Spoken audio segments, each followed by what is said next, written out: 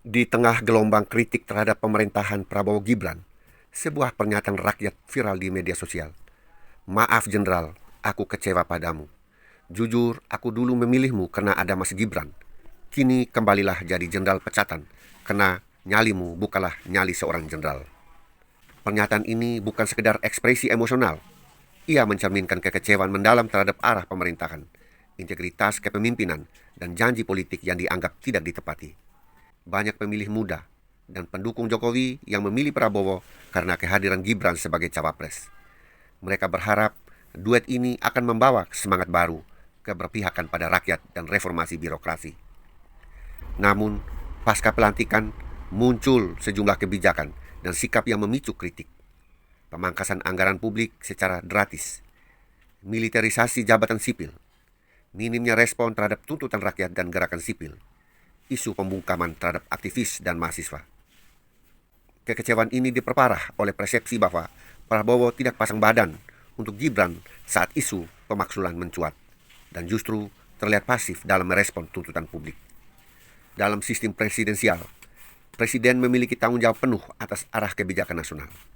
Pasal 4 Undang-Undang Dasar tahun 1945 menyatakan bahwa Presiden memegang kekuasaan pemerintahan menurut Undang-Undang Dasar. Namun, ketika kebijakan dianggap menyimpang dari aspirasi rakyat, maka Presiden wajib menyampaikan pertanggungjawaban politik dan moral, membuka ruang dialog dengan masyarakat sipil, meninjau ulang kebijakan yang menimbulkan resistensi. Jika tidak, maka legitimasi politik bisa tergerus meskipun secara hukum masih sah. Istilah jenderal pecatan yang digunakan rakyat bukan menunjuk pada status militer formal, melainkan simbol kekecewaan terhadap keberanian politik. Publik menilai bahwa Prabowo yang dikenal tegas dan berani justru terlihat kompromistis dan tidak responsif terhadap tekanan elit dan tuntutan rakyat. Dalam konteks demokrasi, keberanian bukan soal retorika, tetapi soal keberpihakan. Ketika rakyat merasa ditinggalkan, maka gelar dan pangkat tidak lagi menjadi pelindung dari kritik. Pernyataan maaf Jenderal, aku kecewa padamu adalah refleksi dari demokrasi yang hidup. Ia menunjukkan bahwa rakyat tidak hanya memilih, tetapi juga mengawasi dan menuntut.